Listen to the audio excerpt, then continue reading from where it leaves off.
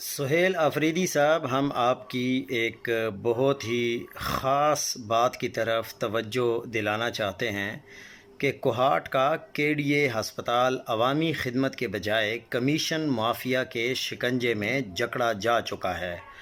یہ ہسپتال جو شہریوں کے علاج اور سہولت کے لیے قائم کیا گیا تھا، اب منافع خور عناصر کے لیے سونے کی چڑیا بن چکا ہے۔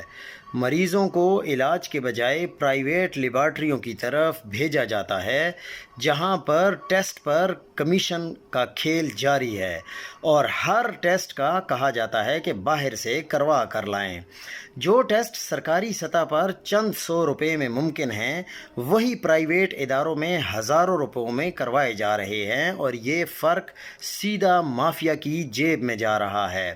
عوام کے خون پسینے کی کمائی کے جو پیسے ہیں، وہ ان پیسوں سے یہ ہسپتال بنائے گئے ہیں، اور ان ہسپتالوں کے اندر جو کالی بھیڑیں بیٹھی ہوئی ہیں، ان کو تنخواہیں بھی مل رہی ہیں، لیکن پھر بھی عوام کے خون پسینے کے پیسے سے بنائے گئے اسپتال کو منافع بخش کاروبار میں بدل دیا گیا ہے، اور ضلعی انتظامیہ مجرمانہ خاموشی اختیار کیے بیٹھی ہے۔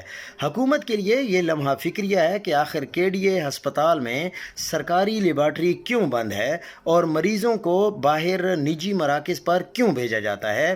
کیا ہمارے ایم این اے شہریار آفریدی اور تینوں ایم پی ایز اس صورتحال سے لاعلم ہیں؟ کیا ان کی خاموشی اس نظام کا حصہ ہے؟ کوہاٹ کے عوام اپنے نمائندوں سے جواب مانگنے کا حق رکھتے ہیں، کیونکہ یہ ان کے ووٹوں سے منتخب ہونے والے لوگ ہیں، جن کا فرض تھا کہ وہ عوامی اداروں کی حفاظت کریں۔ ذمہ داران کے ڈی اے ہسپتال میں جاری کمیشن کلچر کا خاتمہ کریں، ورنہ ان کے خلاف بھی کارروائی کی جائے گی اور عوام کو اکٹھا کیا جائے گا، اور یہاں شفافیت اور عوامی خدمت کو یقینی بنائیں۔ ہسپتال عوام کی خدمت کے لیے ہوتے ہیں، کمیشن کے کاروبار کے لیے نہیں ہوتے۔